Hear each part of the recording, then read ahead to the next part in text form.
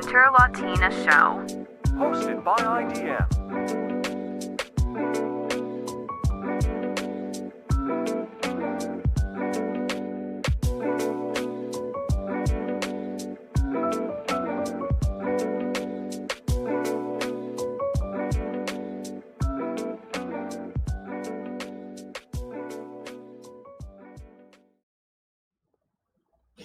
Yeah, my camera is in the wrong place. Hello, Nina. Hello, everybody. Hello, Duckling. We have someone watching. That's cool. Welcome to another fun-filled episode of the Winter Latina Show, where people who are barely able to speak, i.e. your host, yours truly, who has water and some cough medicine, is still showing up because I know that you're waiting for this with bated breath. Or maybe not, maybe no one's watching, but hello everyone, welcome to this episode. And of course, today is April 4th. It is the birthday of the best defense alliance in the world, NATO. Obviously, that's a huge euphemism. So happy birthday to everyone who was born on April 4th, except for NATO. Now, we're going to get into our topic today, which is actually a very heavy subject. I was kind of debating whether or not to talk about it. And of course, this topic was inspired, right, motivated by the horrific attack that took place in Russia on March 22nd. It was outside of Moscow, right, in Krasnogorsk. Obviously, it made international headlines. There's been some controversies about the Crocus City Hall attack. And Marcelo, once again, before we get started, I'm kind of curious, what kind of coverage did you see in Europe? Now, of course, I can see some European headlines as well, but you probably see them a little bit more readily. They're probably popping up on your phone. So what did you see about this attack? Well, actually, not much of that popped out in my phone, to be So it wasn't true. So interesting. Google does not filter well my researches. Interesting. Well, yeah, I've been following mostly by the usual channels, Slaviangrad and the alternative press, let's call it like that. Right. Yeah, but no. The main press, the mainstream press is it's really not talking that much. Yeah, there's been a terrorist attack, and the United States have told the Russians that it could have happened, but no, not much coverage and not many details actually from Western. Well, there was one media. detail that was released very quickly just as it was, just as the details were unfolding, Western media and certain politicians from the official West laid blame on, the so-called Islamic State K, right, from Central Asia, which was very interesting because, something like the Nord Stream sabotage from a couple years ago is still a mystery, yet this particular act of terrorism was being blamed on this organization before we even had the details, we had the information, before the suspects were even apprehended. In some cases, there was that kind of speculation. So I thought that was kind of an interesting angle to something that was an absolutely awful event. That actually took a couple of days, but the first amazing information is that Ukraine didn't do it. Well, of course. That was the first one. What I was seeing on my end, it was less than 24 hours. There was that speculation happening, and of course, details were still coming out, and the details were horrific, right? The death toll kept climbing from dozens to, I think right now it's over 140. Some are still missing, and of course, there are hundreds of people who were injured. This was a large venue, right? A concert venue where people came to see an orchestra, families with children, a very sort of family-friendly event. And there were very bleak videos. Exactly, and there were these people that basically came to massacre, right? And there were sort of the Russian state stated that there were 11 suspects, 4 of which were the immediate perpetrators, right? And they were captured on the way out to Ukraine, which is the first time that we heard about the Ukrainian connection as the details were still unfolding. So obviously the scale was absolutely immense.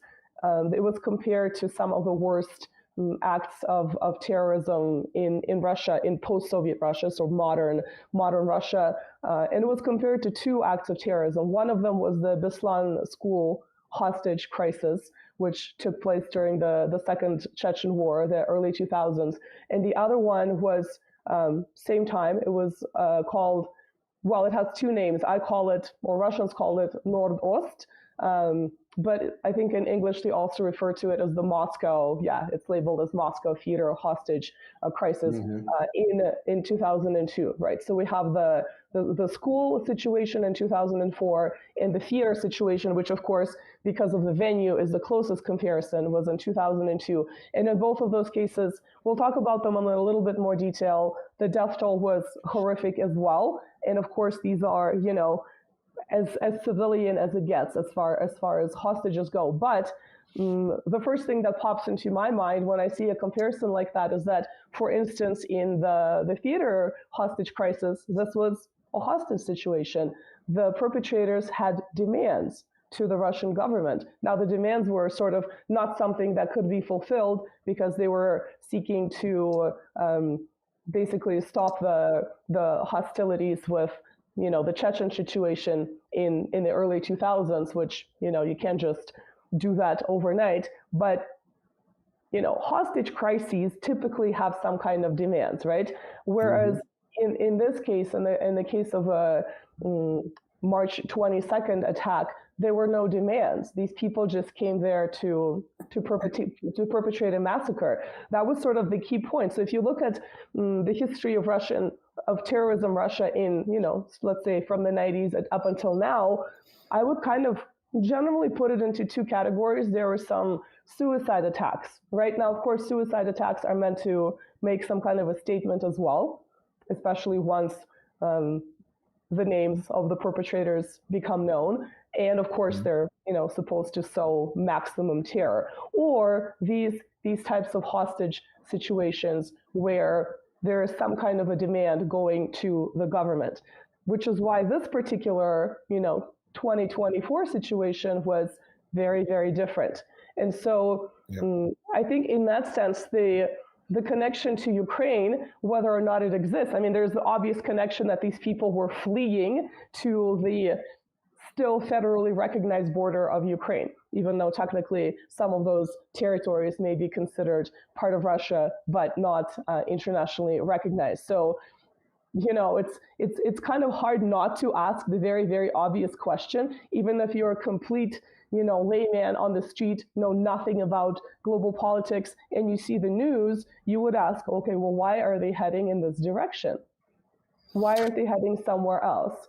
And statements have been made that, for instance, the head of the Russian intelligence made statements that they would have been met there with open arms as heroes. Now, he is the head of intelligence services. I mean, I guess you can take his statements with a grain of salt, but something tells me that he has he took a few days before he made these statements. So something tells me he did come across some very specific information before he could make a public statement like this. So what is your perception about accusations of this nature versus the complete denials before information even comes out, coming from the Western media echo chamber? Well, yeah, that's the first point. I think you cover most of the important points. So first of all, when you have something called modus operandi. So when people act, they usually act in a certain way because of certain variables that constrain them to work on this way. So as you mentioned, there is no demands, there is no it's just a simple attack, create chaos, and maximum damage, right? Maximum damage as to possible. the structure. Remember, there was that massive fire as well as a result of this, and of course, maximum damage to human life as well. So the first point is that. So the usual modus operandi of that, and then we can get okay. Let's get out of Russia. Let's talk about the Bataclan attacks in Paris, which, by the way, I was in Paris in that day. Oh wow! Yeah, and so the thing is, it's very simple. These people go. They create the maximum damage as possible, and they are usually auto-martyrized by at some point during or after, or in case they are about to get caught.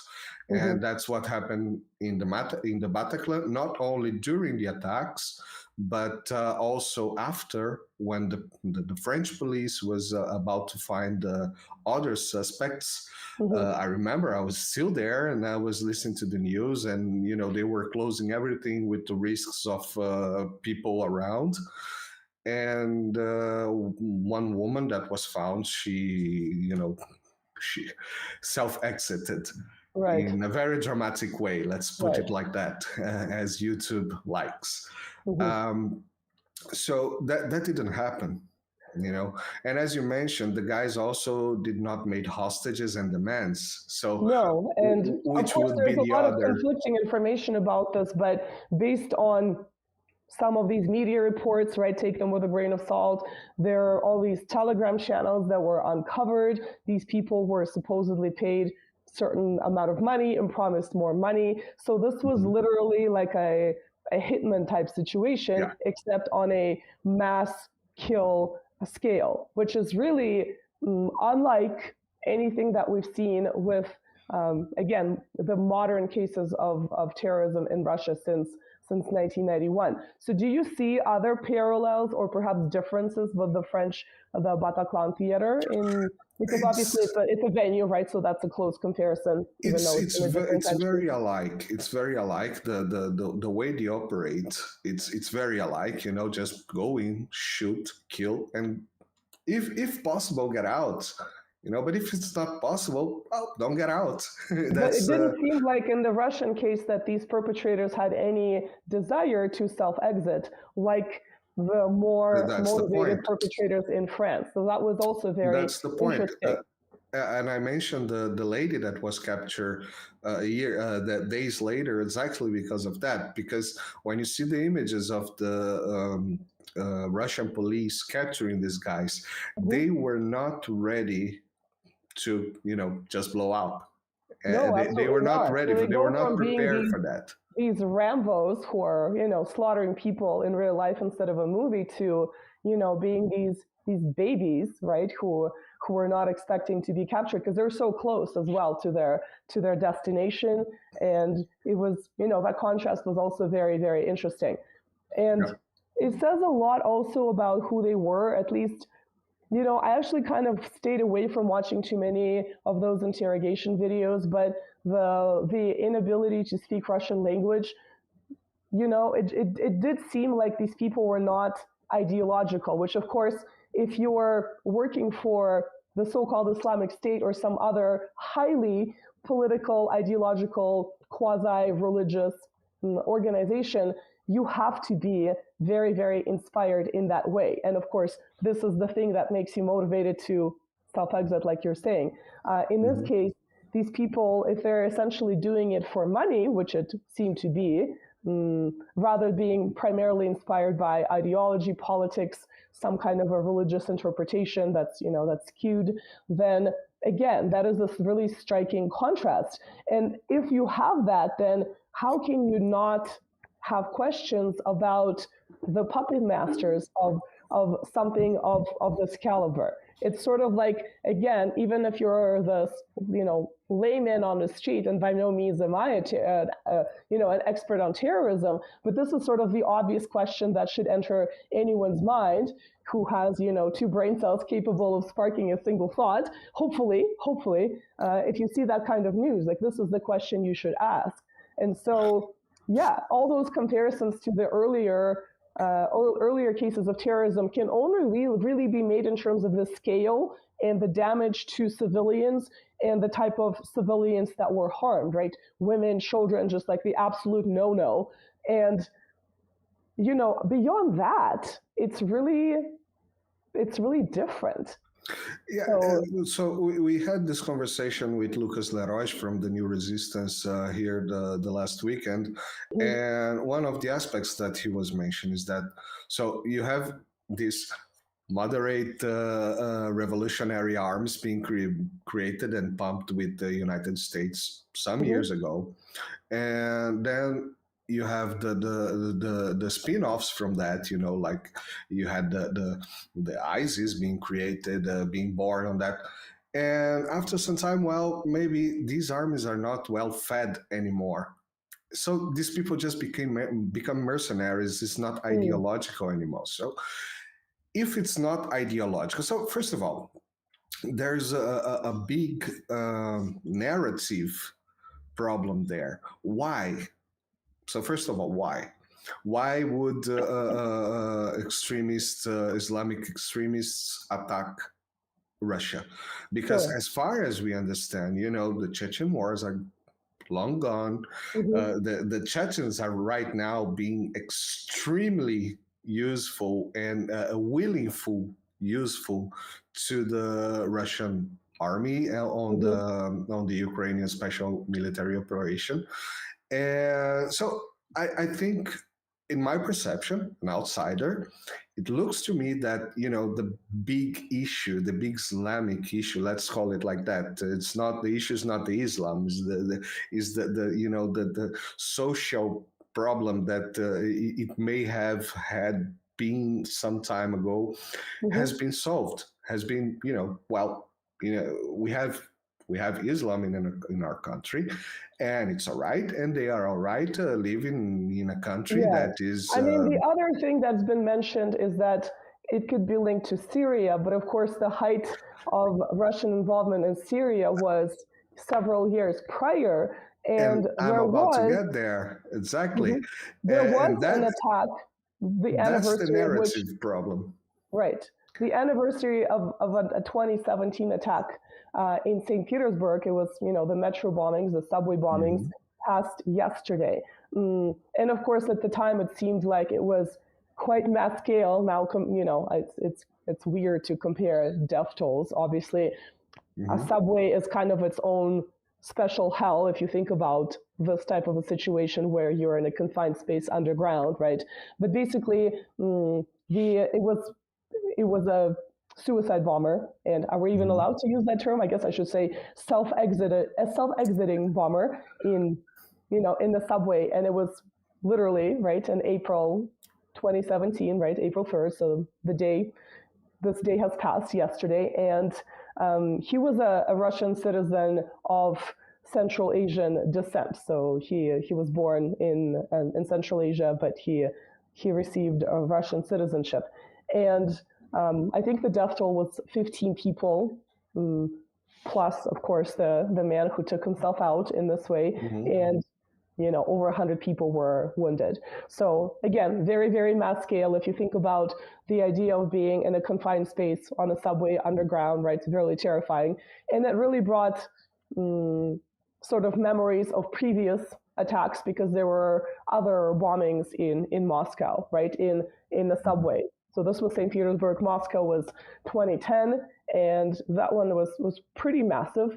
The death toll was also quite large. It was over 40 people. And then there were two sort of back-to-back bombings in 2004, but of course that was, in the middle of the Second Chechen War, right? So there are two subway stations that were attacked months apart from each other by people who took themselves out as they perpetrated these facts. So again, the comparison between, as you're saying, context, the one was sort of linked to the Chechen War. The St. Petersburg one is a little bit iffy in terms of was it really linked to Syria? Was it not linked to Syria?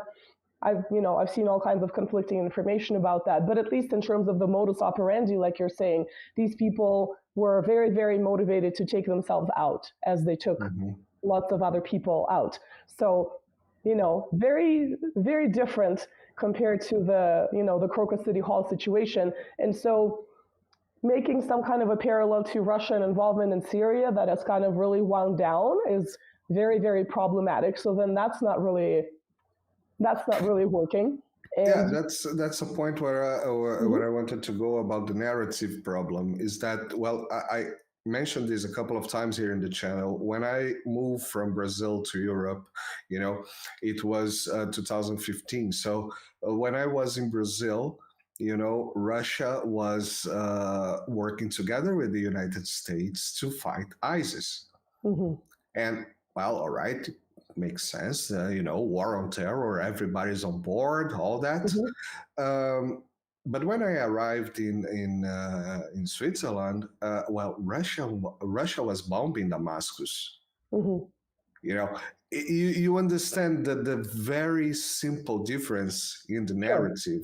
Yeah. So the Russians were fighting against terror, and one day later they were, midnight and midnight one, they were bombing Damascus. They were attacking Syria, and that was it was my first, my second actually, wake up call for geopolitics. Right. And that's Russians were on the problem. side of the government forces, right? It's yeah. I mean, you still see those narratives here and there. They've definitely died down compared to, what they're like 5, 6, 7, 8 years ago. But it's pretty amazing how you can just reframe what's actually happening and have a very clear case of Russia being invited by the legitimate government of a country to help resolve a horrifying situation with radicalism and terrorism,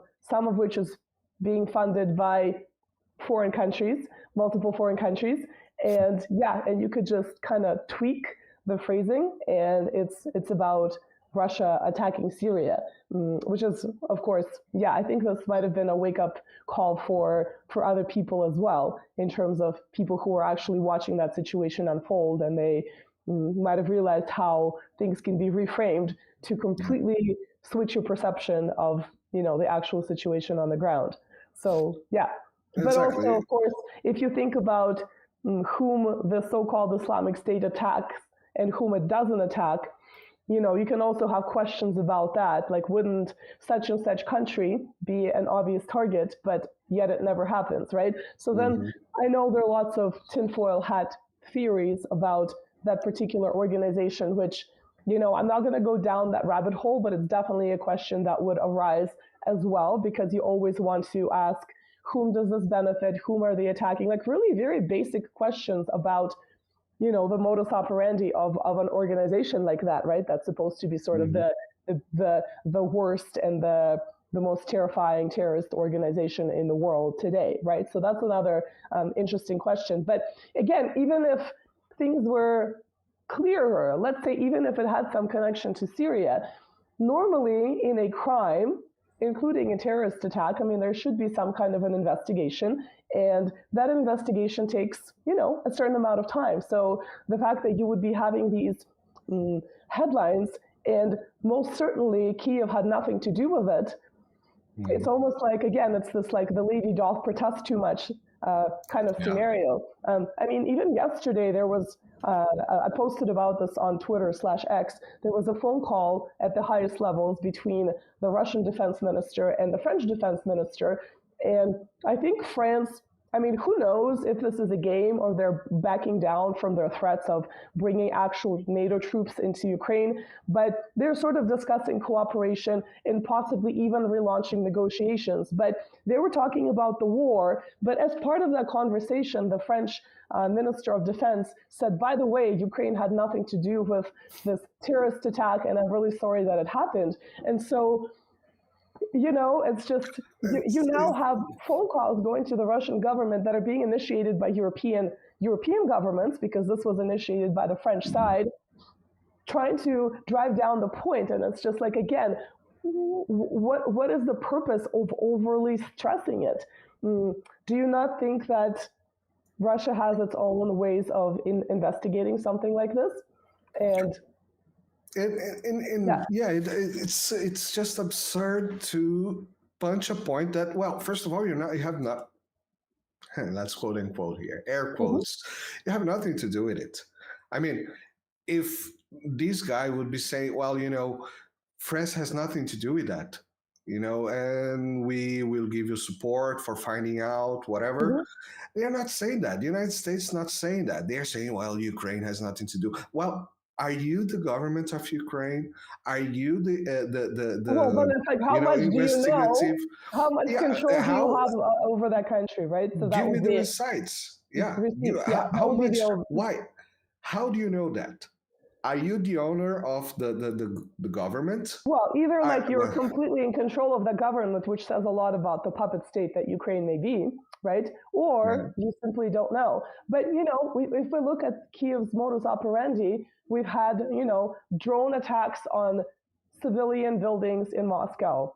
There was one failed attack on the Kremlin. So again, they have been targeting some infrastructure that is... Right. Belgorod being shot daily, in a daily basis.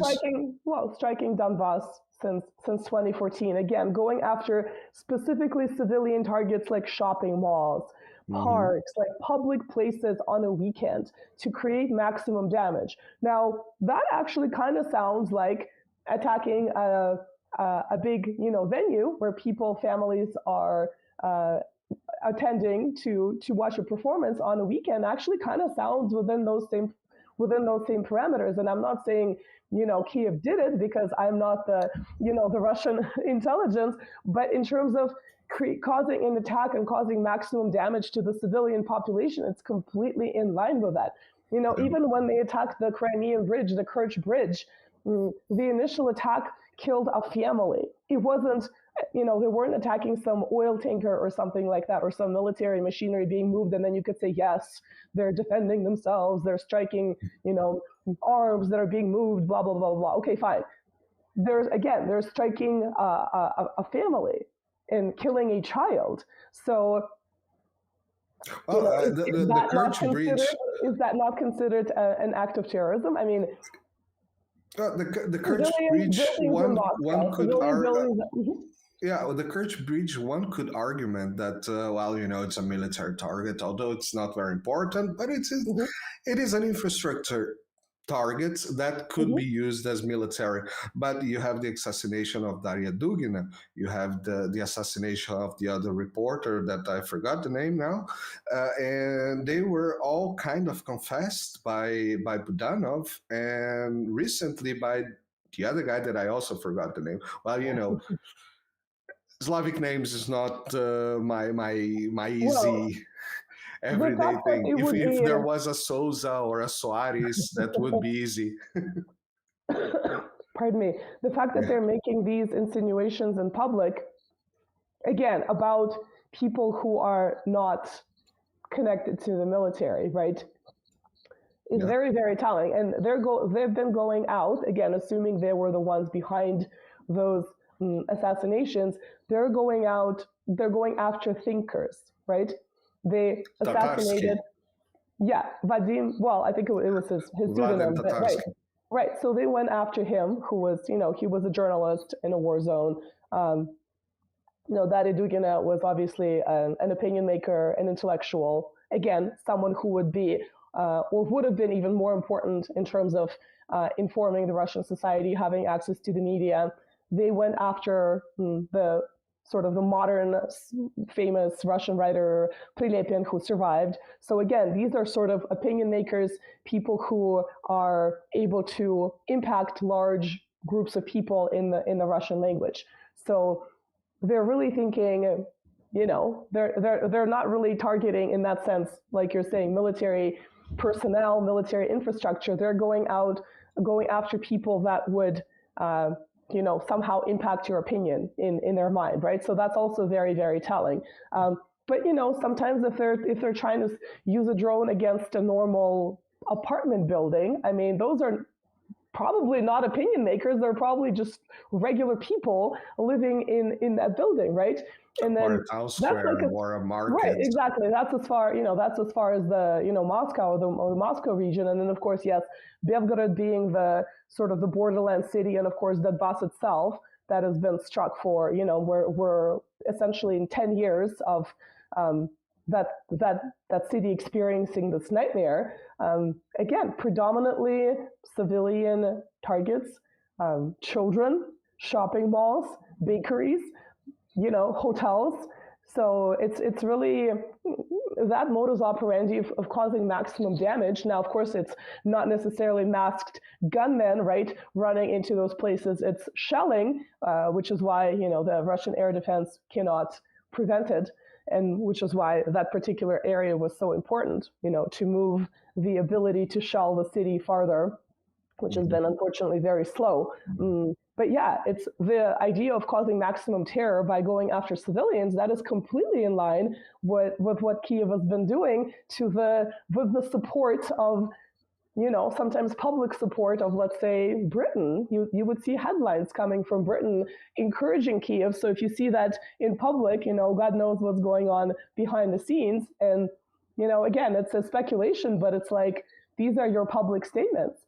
So what else could we conclude? And yes, of course, this particular investigation isn't over, but I don't think Russian officials would be throwing out those accusations, because I think the trajectory in the Western media is like, well, they're trying to garner more support for the war in Ukraine. It's like, well, they already have it. There are people volunteering in the army. They re-elected Putin. Like, you couldn't possibly have any more. And not only that, if you actually look at the social mood, people for now, essentially since the beginning of this thing, but I would say sort of maybe halfway into that, maybe since like late 2022, have been saying, Russia has been really not taking off its gloves in this particular case. It's been really because of the limitations of the legal definition of what a special military operation is. And again, just for Westerners, it's not like Russia can't use the word war. We've been using it for 10 years, right? In the media, etc. It's more like there are particular legal parameters to what that is versus, let's say, an anti-terrorist operation that has special legal parameters as well. Versus war would have very different legal parameters. So for Russia using that terminology, it was about, pardon me, it was about those particular legal limitations, which, may or may not be lifted. But yeah, I mean, the Russian public has been very kind of asking questions, why not do more? So you don't need that support by having an act like that, basically, is what I'm saying. So that brings me to a question. Do you think that this could have motivated the attacks? I mean, trying to fish Russia into changing the special military operation status to an anti-terrorist operation, because they haven't done yet, and they had multiple opportunities to do so. I mean, there was one time that was 1 minute to midnight, and they were already talking about the idea to change the special military. So they were almost changing to, or it was floating the idea of changing the special military operation to an anti-terrorist framework. I thought it would happen earlier, personally, because of the previous incidents. I guess, of course, they were not on the same mass scale, but again, it's the question of, yes, there are red lines, but these red lines exist in a time continuum. So, yesterday might not have been the right time, but tomorrow will be. So obviously, we're just observers looking at these actions, from the outside. So it's really kind of difficult to see what information, let's say, the Russian government and the, Ministry of Defense has, and at what point they might, consider this being, okay, this is the red line, but also the time is right. Because if you think about the situation in Donbass, right, lots of people say Russia should have intervened in 2014 instead of 2022.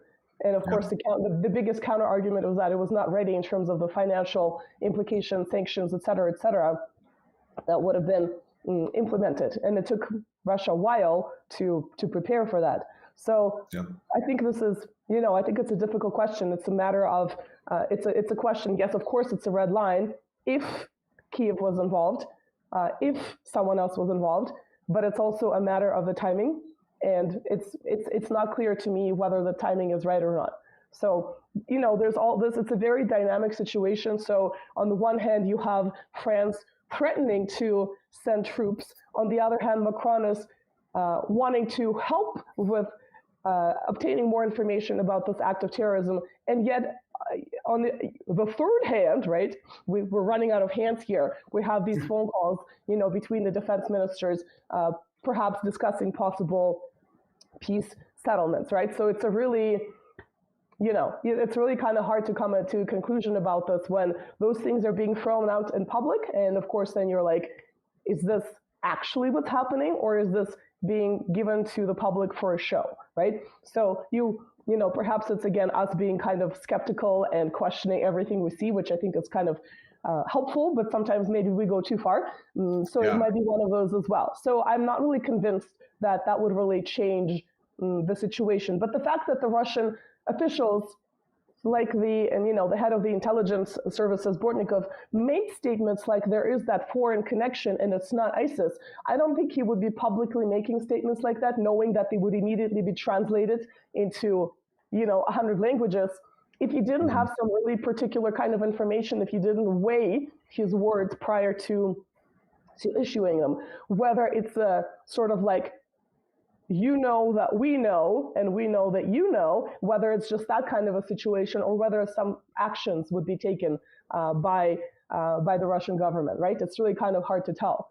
So it's a really kind of a difficult question. But I think I really wanted to quickly jump into the pre-imperial era, because Russia is one of those, because people think of terrorism as this kind of modern phenomenon. And of course, when you think about non-state actors perpetrating these acts, in that sense, it is a modern phenomenon, right? That's kind of the scary part about it, is that it could be, it could be anyone, it could be anywhere, right? And the purpose of it is causing maximum terror. But Russia is actually not new, unfortunately, to that phenomenon. And the late 19th century going up until, the Russian Revolution was just absolutely filled with either successful acts of terrorism or attempts on people. But the interesting thing about that is that it was mainly targeting high-ranking politicians all the way up to the Tsar, right? So this was not about, again, we can sort of draw that really big distinction between modern terrorism, where you have non-state actors trying to perpetrate maximum terror in terms of going after the civilian population, versus the late 19th, early 20th century with these self-proclaimed revolutionaries, and they belong to different organizations.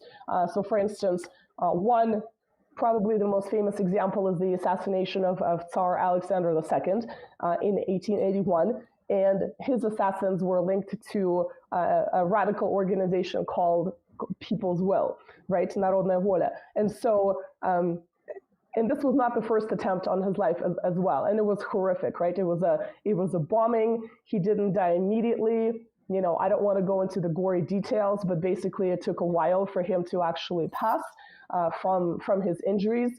And so this is the modus operandi in terms of using a bombing. It's kind of remarkable that, this is something that happened in the 1880s, right? Because we still have those types of scenarios today.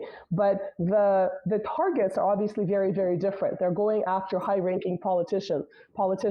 Now, they didn't always use those types of methods. So if you look at another famous assassination of a high-ranking Russian official, again, after multiple attempts, it actually happened in Kiev in 1911. It was another revolutionary that shot the Russian Prime Minister Pyotr Stolypin.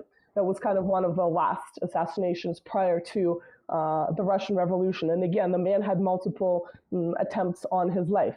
So it's really kind of interesting to compare that to modern Russia, because these people, I mean, I don't know the extent to which they were concerned about collateral damage. Obviously, if they're doing this in a public place, there might be collateral damage, but their goal was to take out politicians, right? So very, very different from going into a concert hall. Again, they're very ideological. It doesn't matter that those people were more like, anti-Tsarist or anarchist or whatever their brand of ideology was. They're, of course, mainly left-wing groups, right, that operated in Russia. Of course, not all of them, or most of them, did not use such methods.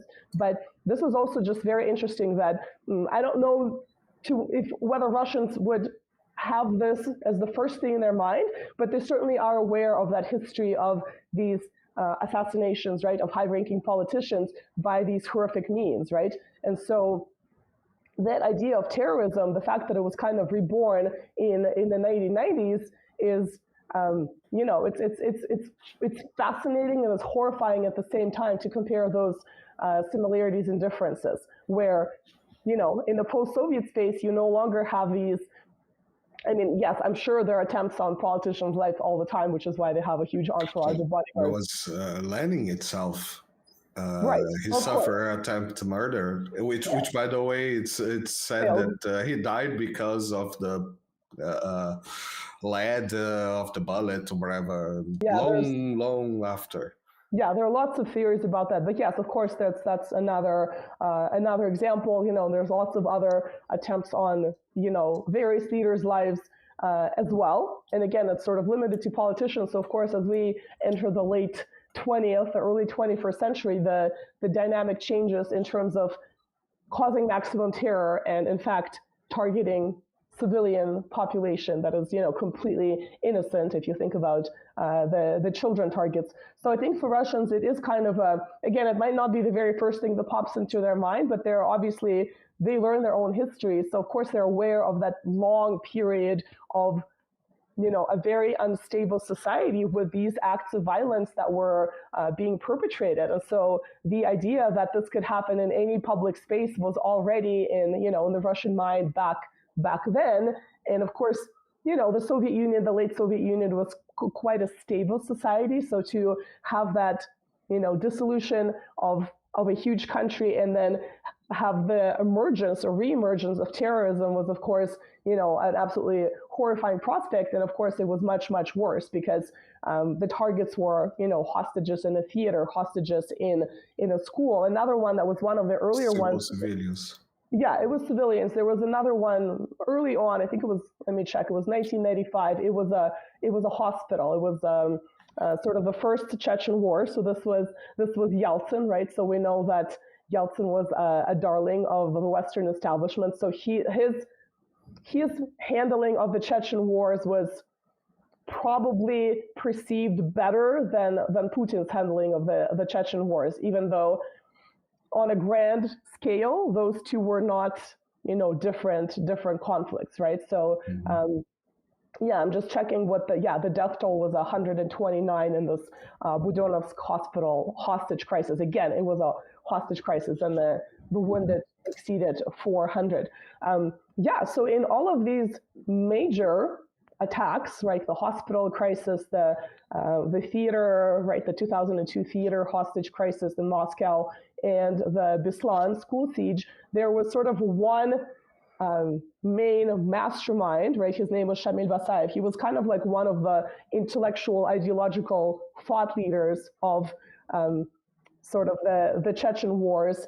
And, I think, again, we've discussed the subject before, but it's important to mention that there were, in both wars, but especially in the Second Chechen War, there were militants from dozens of countries operating in Chechnya. So in a way, it was almost like this proto-Syrian scenario. It wasn't just like, Chechens are seeking to be free, right? Which is of course, what these days the West would like to portray that crisis as. And if you go on our favorite resource, the Wikipedia, you'll see that even this man who masterminded multiple hostage attacks with hundreds of deaths of women and children, he is either, at worst, he is described maybe as a separatist, but of course, sometimes he's described as a freedom fighter, which which, says a lot about moderate, like moderate rebels in Syria would be sort of the more recent example of that type of verbiage being used. So in all of those cases, though, this man, as horrible as he was very ideological, and he had very particular demands about the operations of the Russian military in the Chechen republics, right, in the North, or the North Caucasus at large. So again, coming back to the, Crocus City Hall, very, very different, no demands. Going back to the 19th century, even those terrorists, right, those left-wing terrorists that would carry out attacks on high-ranking government officials, all the way to the Tsar, right, Prime Minister, the Tsar, their demands had to do with the political system in Russia. So it's not like, obviously, they were not holding those politicians hostage, but the very act itself was meant to bring attention to their cause, right, and to basically highlight what they perceive to be social inequalities, blah, blah, blah, social change that, paradoxically, Alexander II was the man that actually ended serfdom. He was actually the reformer, but in their opinion, he didn't go far enough. So it's really kind of interesting that he was actually trying to reform the autocratic system in Russia, but some of these more radical groups thought it was grossly insufficient. So in those cases, it was like to make a political statement, to bring attention to their cause. In the 1990s, early 2000s, it was to make very specific demands about the actions of, the Russian army in the North Caucasus. And bam, we're in 2024, no demands. Again, like which is what we started at this episode with, right? Just nothing. It's just terror, just massacre. Yeah, the interesting part as well. The 20th century or 21st century terrorism has changed a little bit from, as you say, people with real demands and real ideology behind and balls. Let's put balls on that, because shooting a Tsar is not easy, or whatever, murdering or bombing a Tsar is not easy, or a head of state. But innocent people, it's not very hard. And apart from the upsetting of people and the destruction of families, what good does it do for any cause? Except enraging people against the cause. That's the main thing. You can make several parallels with NGOs that defend some causes, like good causes like feminism or racism and everything like that. You can make good parallels with some NGOs that it just looked like they operate to destroy the cause much more than to reinforce it, by reinforcing too much. And again, complaining too much comes to my mind. And I wanted to understand more. I have a new favorite font, which source, which is Google Gemini. It's very interesting, actually. It's like a chat GPT. Yeah. It's a GPT kind of chat, but sponsored by Google, and it also uses recent search, so it's slightly more updated than ChatGPT. And of course, as a good GPT and good Google product, it's extremely biased. Of course. And did you ask it the question? So the question that I asked was basically what were the terrorists, the Russian attacks in Russia, terrorist attacks in Russia in the last 40 years, and he gave me a good list, a big list, and in the end, it's very interesting, this list, because in 2022, then he mentions the invasion of Ukraine by Russia, considered by many as an act of terrorism from the state of Russia. That's, you have to put that on your list so we can discuss. No other military actions are considered an act of terrorism, which is pretty interesting. Yeah. No Libya, no Syria, no nothing, no Iraq, nothing. And yeah, he gives a extensive list of, and of course, the main ones are the ones that you have mentioned. What I wanted to ask you is, as we did some parallels with Paris and with these past terrorist acts in Russia itself. How do you see? Are you able to make aluminum foil links? I mean, dates. For example, this one, it seems like it was programmed to happen just before the election. Right. And it was supposed, so the guys were filmed in front of this concert of this Russian superstar, super patriotic star. I forgot his name. Shaman. It's Shaman, exactly. It's not even that hard for me to learn that name. And since the security was extremely high level, it seems like they gave up trying to do on that concert. And that so they went for a symphony orchestra. Yeah. So they went for the easy one. Yeah. So my question would be: would you make more links to special dates like Russian elections or I don't know, Olympics or World Cup on these other attacks, or were they just somehow pointed to particular wars as the Chechen War or things like that? Well, the thing is, they used to happen much more frequently, so it would be like in the mid 90s to, let's say, mid 2000s, right? Because the first Chechen War was what, like 94 to 96ish, and you can't quite say that it was over, right? It sort of flowed into, there was like a ceasefire, right? And it flowed into the second Chechen War. So 99, 2000 up until 2009, actually pretty recently, if you think about that. And at the time, Russians, or I don't want to speak for all Russians. I don't know if I thought that Chechnya could really be reintegrated into Russia, considering, if you think about even the legitimacy of carrying out anti-terrorist actions against people coming from dozens of foreign countries like Saudi Arabia. Like, what are you doing in Chechnya? What are you, a Chechen rebel? Very well documented. I mean, even Kadyrov, I know he is a little bit of a clownish persona, but he has that kind of information, right? He talks about it in public all the time. So it was kind of difficult to see. Obviously, the destruction from urban warfare is horrifying, right? So there was obvious damage to the civilian population, especially in the capital of Chechnya and Grozny. But it's pretty amazing to see that we're now in 2024, and Chechens appear to be some of the most patriotic citizens of the Russian Federation, and I don't think it's fake.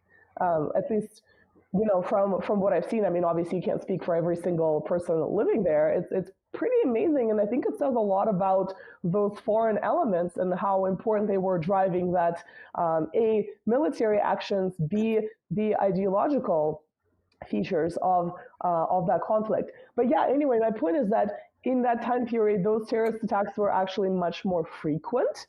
So even back then, if you were, you're living abroad, you're, part of the diaspora, people would say, are you sure you really want to go and travel because such and such thing has just happened there, right? So that was kind of a thought. Whereas more recently, that wasn't really on people's mind. You wouldn't really hear from the Russian diaspora saying, oh, maybe you shouldn't travel because there could be something like that happens, in the public space. So I don't know if I would tie them to like the earlier ones to particular dates.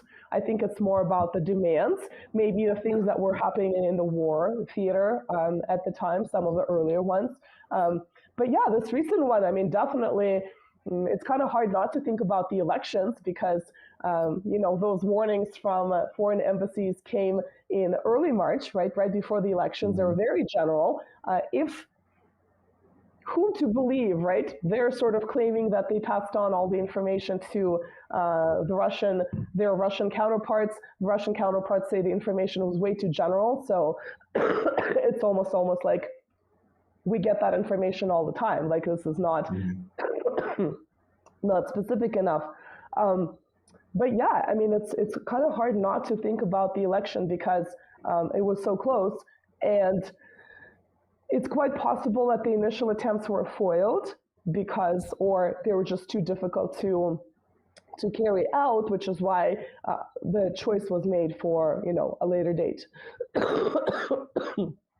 But still kind of in a, Russia in a kind of a, celebrating phase, right, post-elections. At least that situation has been settled. They knew who the leader would be. They kind of know what the direction of the country would be, generally speaking. And of course, people going to, a symphony orchestra performance are not expecting, well, not that anyone is expecting this kind of thing, but of course, something like that somewhere, outside of Moscow, it's really just not something that would enter their mind, right? So yeah, it's quite possible that there was that connection, but I can't make a definitive statement on that. Yeah. Well, if you're walking around in Rio de Janeiro, you're definitely waiting for something like that had to happen. Right. But yeah, I think we covered that. I think we have to talk about, which is one thing that called a lot about my attention was the fact that these people were Tajikis from Tajikistan. And I think we have to make a program to talk about this sometime, the relation between Russia, the former Soviet Union republics, especially the Central Asia ones, with nowadays Russia. I'm sorry. I'm making you sick over. Oh my God! over the power of internet. It's the power of 5G. the internet, right? My cough is making you sick. Very quickly too, right? There's no incubation, no incubation period. This is another conspiracy, right? Exactly. Yeah, I mean, we can definitely talk about the relationship between the former Central Asian Soviet republics, Kyrgyzstan, right, Uzbekistan, Tajikistan. There's always been that issue because those republics are so, well, let's say in the 90s, there was the issue of not just migration that may not have been controlled, and it's still not really controlled. And it's a typical labor migration, much like you would have migration coming from, Central America to the US, but also the issue of illicit substances from Afghanistan, especially during the Afghanistan war, where those illicit substances were being really exported all over the world. And of course, going through Central Asia into Russia is a really easy and the most obvious gateway to do that. Now that the war is over and that the Taliban is in control, it doesn't seem like that's much of an issue anymore, which is another interesting aspect. Now, I haven't looked into the specifics of that, but definitely during the war in Afghanistan, right, that lasted for over 15 years, more than that, right? There was that problem of the flow of illicit substances through Central Asia, so Afghanistan, let's say Tajikistan, and then into Russia. And of course, the problem there is that the borders are open or semi-open because of various trade agreements. So of course, when you have certain kinds of trade agreements that are beneficial to the economy, you also have a flow of people that are coming to large Russian cities to work. Again, as typical labor migration, it's menial labor, but of course they're making much more money. So there's definitely that aspect of how much should that migration be controlled. And, when you have that type of migration, again, you could say most people are literally trying to make money, right? They're making money for their families because they're not living well where their home is.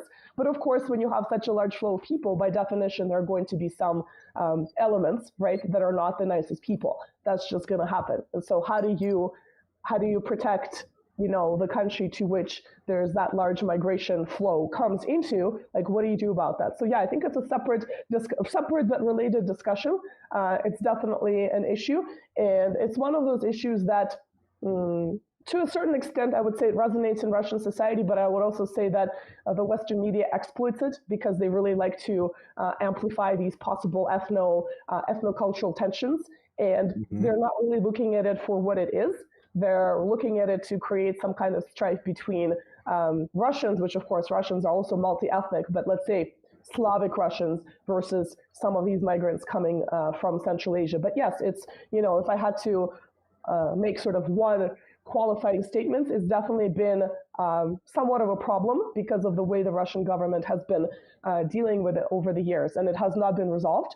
So yeah, for sure, I think the fact that some of these people had passports, right, coming from that area obviously highlighted this question. And I've literally, by looking at our favorite source, Wikipedia, and then going onto the citation from the BBC, et cetera, that particular topic is definitely being highlighted of, Russia is now going to persecute these minorities coming from Central Asia. So they definitely have a particular angle when they're covering this topic. So, if I wanted to put on a tinfoil hat, that would be another question of like, why was it people from these places that were hired to as perpetrators of this horrific terrorist act? Was there also this connection to increase, inter-ethnic strife in Russia because of something so horrible, right? This is, kind of an obvious, even though a tinfoil hat interpretation. So, yeah. Very interesting now that you mentioned that. I've seen these days, I don't know if you see this, some news that the Russian government is being extraditing illegal migrants inside Russia. I don't know if you saw that. Some here and there images of a lot of people being extradited.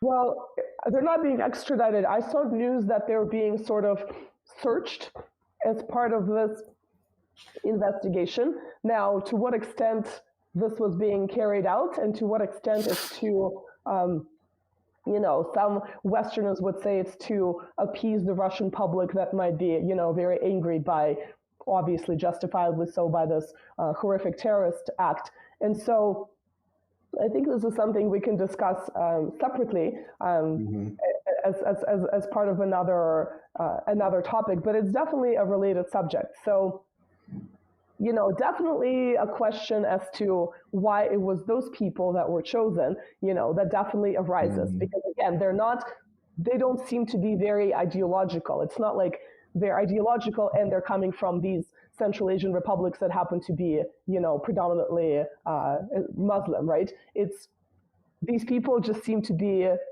just bare-bone migrants, and they're trying to make some money, and they decided to make money in this awful way, right? Yeah. So then whom does it benefit to hire people from Central Asian republics and then publish all these headlines about the oppression, quote unquote, right, of these minorities in Russia, right?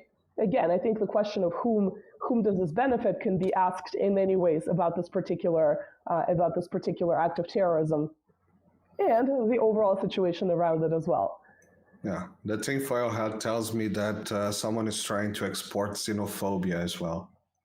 Possibly, quite possibly, yeah. But we can definitely discuss this because, again, the Russian government hasn't done the best job of dealing with that situation. Like, how do you deal with open borders markets or partially open borders, I guess, versus the flow of people that would come with it.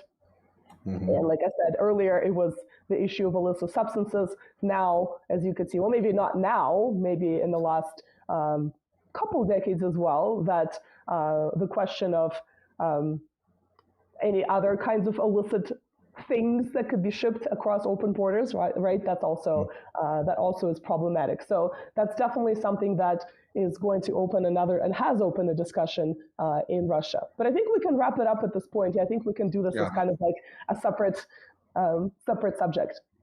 Yeah, perfect. You guys want us to know? Do you want us? Reach 1 hour. Do you want us? Yeah. Do you guys want us to talk about the relationship between Russia and the former Soviet republics in Central Asia, or we could go back to Write down on the comments. I'm always up for that. Yeah, write down on the comments if you like. So if you like the video, remember to like. If you don't like the video, don't put the like. If you want to comment and something that we said that you think it's wrong, please comment on the comments. If you want to see another video about the Soviet republics, the former Soviet republics relations with modern Russia, write on the comments, share, subscribe to our channels. And if you like, also, you can always find our work The links are on the description. In my channel, you can find the heart. In Nina's, do you already have the heart?